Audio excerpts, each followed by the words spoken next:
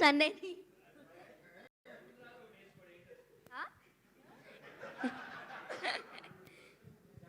అందరికీ నమస్కారం. ఇక్కడికి వచ్చిన మీడియా వారందరికీ నా హృదయపూర్వక నమస్కారాలు.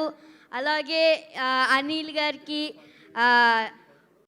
Sun screen and shine screen sir అను షైన్ స్క్రీన్స్ కమాన్ ఇక్కడ నుంచి షైన్ స్క్రీన్స్ అలాగే గోల్డ్ బాక్స్